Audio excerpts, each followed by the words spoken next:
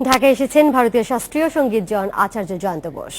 শিল্পকলা একাডেমি আয়োজিত 3 দিনের কণ্ঠশিক্ষা অনুশীলন কর্মশালায় প্রশিক্ষণ দিচ্ছেন এই শিল্পী।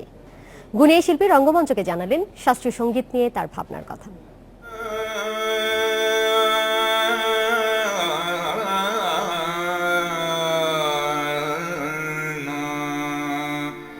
প্রথমবার ঢাকায় এসেছেন ওস্তাদ জয়ন্ত বোস। ৩ মার্চ ঢাকায় এসেই শিল্পীর ব্যস্ততা এখনই কর্মশালা ঘিরে।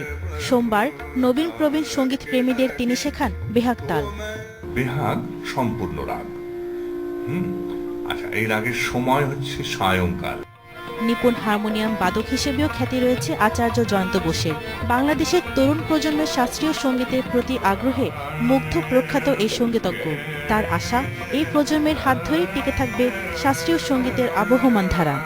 আমি শেখাতে খুব ভালোবাসি এবং আমার কাছ থেকে শেখার একটা স্বাভাবিক ইচ্ছা সকলের থেকেই থাকে। সব জায়গায় যাই, যেখানেই যাই, পৃথিবীর যে কোনো জায়গাতেই যাই। আমি যে ওয়ার্কশপ করতে এসেছি সেখানে যাদের দেখছি তাদের দেখেও আমার খুব ভালো লাগছে, ভীষণ উষ্ণ লাগছে তাদের উষ্ণতা, তাদের ইচ্ছা, তাদের ঔৎসুক্য দেখে। সুতরাং আমি খুব আশাবাদী, নতুন প্রজন্মকে ধরে নিয়েও শাস্ত্রীয় সঙ্গীতের ব্যাপারে যথেষ্ট আশাবাদী। বাংলাদেশে আসা স্মরণীয় করতে আচার্য জয়ন্ত বোস একটি নতুন রাগ সৃষ্টি করেছেন, নাম সোহাগ রঞ্জনী। এদেশের মানুষের আতিথেয়তায়ও মুগ্ধ তিনি। এত উষ্ণতা, এত আদর, এত সোহাগ, এত ইচ্ছা, এত ঔৎসুক্য সব দেখে আমি মুগ্ধ, আমি আপ্লুত। আর আমি সেই কারণে আমার এখানে 3 তারিখ একটা অনুষ্ঠান ছিল, গত 3 তারিখ 3রা বাংলাদেশের মানুষকে উৎসর্গ করে আমি একটি রাগ সৃষ্টি করেছি। সেই রাগের নাম সোহাগ রঞ্জনী। এমন সঙ্গীত সাধকের কর্মশালায় অংশ নিতে সাড়া পড়েছে প্রচুর।